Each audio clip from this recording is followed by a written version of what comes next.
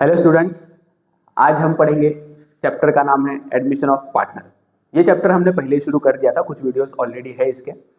तो हमने अब तक क्या पढ़ा था, एक बार फटाफट देखते हैं कि हमने पढ़ा था एक बेसिक इंट्रोडक्शन का लेक्चर, जिसमें हमने देखा था कि हम इस चैप्टर में कौन कौन से अकाउंट्स बनाएंगे और कैसे बनाएंगे।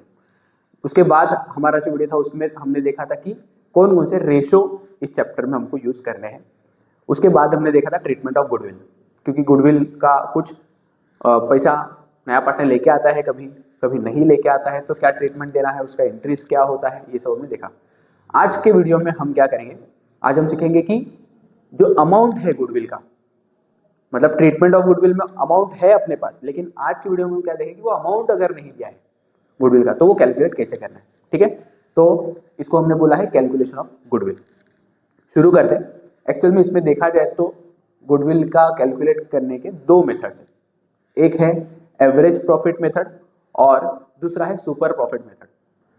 मैंने आज इसमें एक ही मेथड कवर किया हूं क्योंकि इंपॉर्टेंट यही मेथड है। एग्जाम के पॉइंट ऑफ व्यू से एवरेज प्रॉफिट मेथड ही ज़्यादा इंपॉर्टेंट है, सुपर प्रॉफिट मेथड ज़्यादातर नहीं पूछा जाता। तो पहले प्रायोरिटी में आपको एवरेज प्रॉफिट मेथड ही करना है, इसलिए हम एवरेज प्रॉफिट मेथड ही पढ़ेंगे। शुरू करते हैं। एक सिंपल एक छोटा सा फॉर्मूला है और कुछ नहीं है। गुडविल का फॉर्मूला है goodwill is equal to average profit into number of years of purchase. Formula याद कर लेना, क्या है formula? Goodwill is equal to average profit into number of years of purchase. देखो फॉर्मूला ही कौन सा है, मेथड ही कौन सा है, एवरेज प्रॉफिट मेथड। तो फॉर्मूले में भी average profit into number of years of purchase. Formula याद हो गया। इसमें number of years of purchase जो होता है वो क्वेश्चन में रेडीमेड अपने को दिया होगा, तो इसका बिल्कुल टेंशन मत लो कि ये क्या है।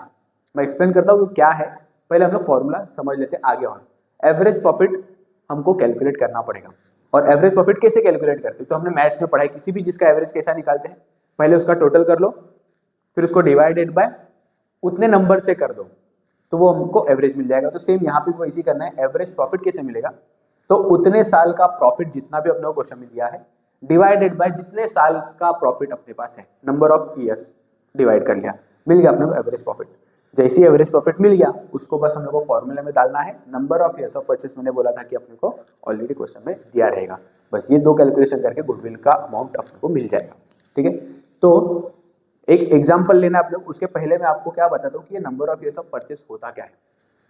जब नया पार्टनर एडमिशन लेता है, तो नया पार्टनर जब एडमिशन लेगा तो गुडविल जो भी वो लेके आ रहा है बिजनेस में, या फिर जितना भी अमाउंट उसको बोला गया है, अगर बिजनेस जीरो से शुरू होता तो बिजनेस का जो आज गुडविल है वो गुडविल बनने के लिए कितना साल लगता, उसका अंदाजा वो लोग आज लगाते और उतना अमाउंट उसको लाने बोलते। तो number of years of purchase होता है वो अमाउंट, वो पीरियड, जितना साल उनके अंदाज से कि हमारा जो गुडविल अभी है ये गुडविल बनने के लिए कितना समय लगेगा, कितना साल लगेगा, तो वो होता है number of years of purchase.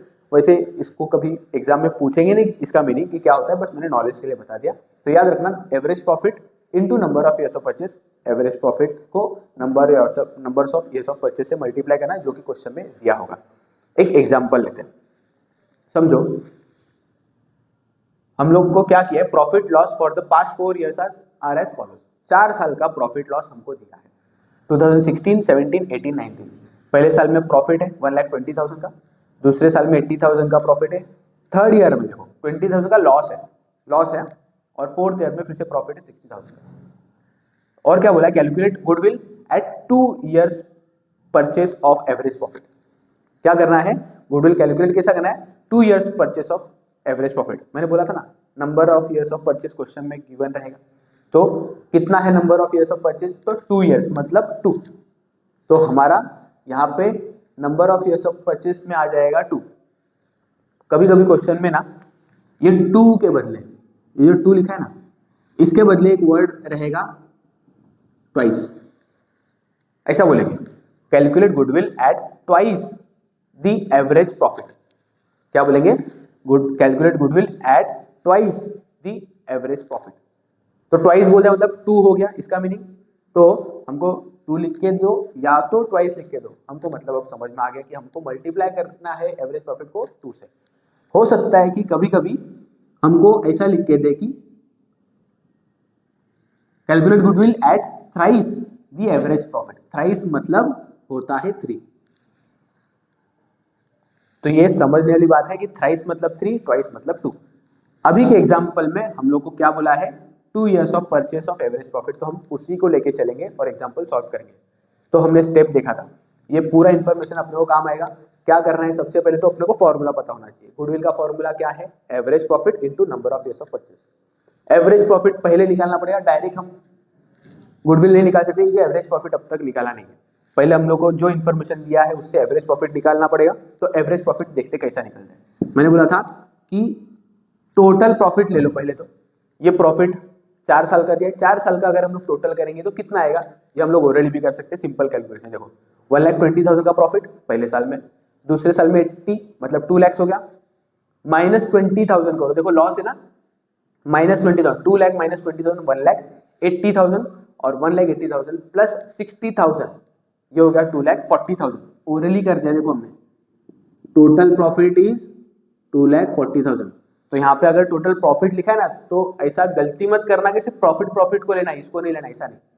Profit भी ऐड करो और लॉस को लेस कर दो, ठीक है। तो ये हो गया अपना नेट टोटल 2,40,000 प्लस माइनस करके आ गया, और divide by what, divide by number of years. तो नंबर ऑफ ईयर्स कितने हैं ये, 1 2 3 4। एक चीज याद रखना, ये जो नंबर ऑफ ईयर्स है ये अलग है, number of years of purchase ये दोनों अलग है। तो इसमें एक डिफरेंस अच्छे से समझ लेना, नहीं तो गड़बड़ हो जाएगी। ये 2 को हम लोग यहाँ पे अगर लिख दिए तो पूरा क्वेश्चन अपना गलत हो जाएगा, गुडविल का एटलीस्ट पूरा कैलकुलेशन गलत हो जाएगा। इसलिए याद रखना, number of years of purchase अलग है, और यहाँ पे एवरेज प्रॉफिट निकालने में जो यूज होता है वो नंबर होता है, ये जो गिवन प्रॉफिट कितने साल का है वो नंबर लिखना है अपने को, ठीक है। तो आगे बढ़ते हैं। 2,40,000 अगर डिवाइड बाय 4 करेंगे ये हो जाता है 60,000। 60,000 क्या मिला, एवरेज प्रॉफिट मिला।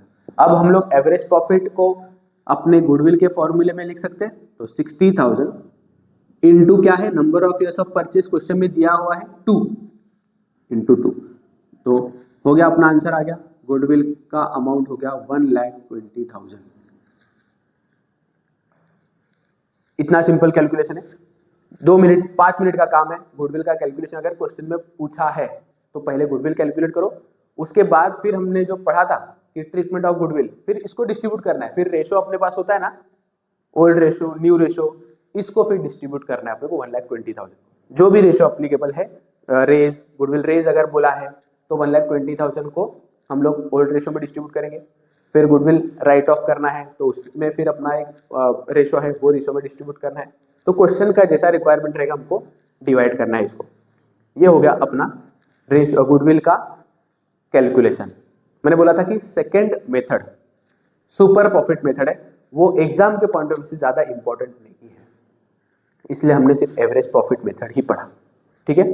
तो आज के वीडियो में हम इतना ही पढ़ेंगे, छोटा सा वीडियो था, इसको अच्छे से रिवाइज कर लेना, वीडियो को पॉज कर लेना, इसको नोट डाउन करना अपनी नोटबुक में या फिर स्क्रीनशॉट निकाल के देखना। और एक और बात, थोड़ा अगर साउंड कम आ रहा है तो ईयरफोन्स में सुनना, इसको लाउड स्पीकर पे हो सके तो मत सुनना। ईयरफोन्स में आपको क्लियरली सुनने देगा और आवाज़ भी थोड़ी ज़्यादा आएगी, ठीक है। मिलते हैं नेक्स्ट वीडियो में, बाय बाय।